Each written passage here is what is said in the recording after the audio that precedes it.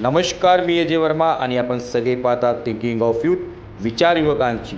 प्रभाग क्रमांक 7मधील समस्याची आता सुटका होणार का, असा प्रश्न विचारला जात आहे. फुलपाडा टँक परिसर, रस्त्याची दुरवस्था आणि अस्वच्छ पाणी पुरवठा यासारख्या अनेक जीवत प्रश्नांनी ग्रासलेल्या नागरिकांनी दखल आखरी लोकप्रतिनिधी घेतली आहे. स्थानिक नगरसेवक निषाद अरुण चोरे यांनी आज स्वतः प्रभाग क्रमांक 7मधील गल्लोक गल्लीत जाऊन परिस्थितीचा आढावा घेतला.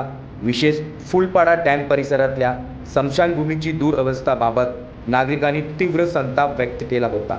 प्रत्येक तक्रार गांभीर्याने ऐकून घेत नगरसेवकांनी ही कामे तातडीने मार्गी लावण्याचे आश्वासन दिले आहे.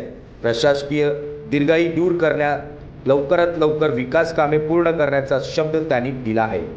पाहुयात या पाणी दौऱ्यानंतर नगरसेवक निषाद चोरगे यांनी नक्की काय भूमिका मांडली आहे. धन्यवाद.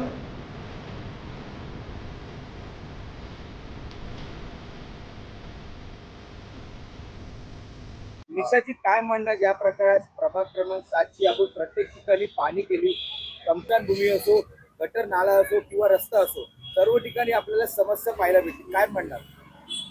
आता कसं आहे, पावसाळ्यापूर्वी ही नालेसफाई केली पाहिजे की अख्ख्या आपल्या फुलपाडा विभागा असो किंवा मंडलपाडा विभाग, सर्व ठिकाणी ही नाल्यांमध्ये जी दुर्दशा झालेली आहे त्याची पाहणी आज केलेली आहे आणि त्याची आज सभेमध्ये किंवा आपला विषय तो सांगून लवकरात लवकर ती साफसफाई झाली पाहिजे या माध्यमातून आपण त्याची पाहणी केलेली आहे.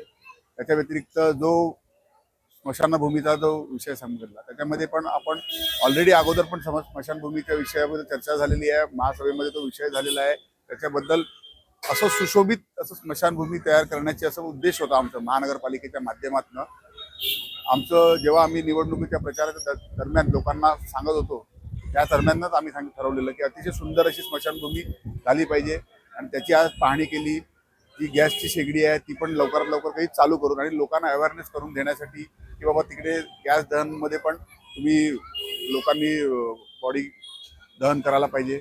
असे बरेच विषय आहेत. त्या विषयात बरेच टॉयलेटचा विषय आहे जे अजूनपर्यंत चालू नाही झालं, ते आम्ही बघायला गेलो. असे बऱ्याच विषयाची आम्ही पाहणी केली आणि लवकरात लवकर ती कामं पूर्णत्वात व्हावी यासाठी आम्ही ते बघत आहोत. ज्या ज्या परिसरात आपण फिरले, रस्ते बघितले असेल, छोटे छोटे रुंद रस्ते आहेत, त्याला अजूनपर्यंत चांगलं करण्यात नाही आलंय.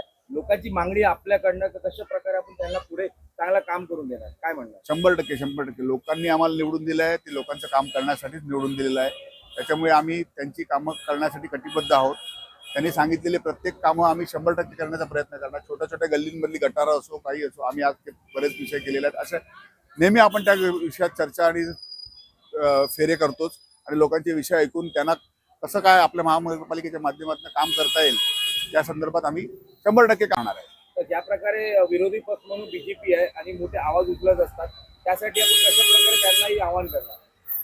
ठीक आहे, विरोधी पक्षाचं काम आहे, आवाज आघाडीच काम करते, त्याच्यामुळे लोकांनी आम्हाला निवडून दिलेलं आहे. हे अख्ख्या वसई तालुक्याला माहिती आहे. विरोधी पक्षाला त्यांचं काम करून दे, आम्ही आमचं लोकांचं काम करत राहणार.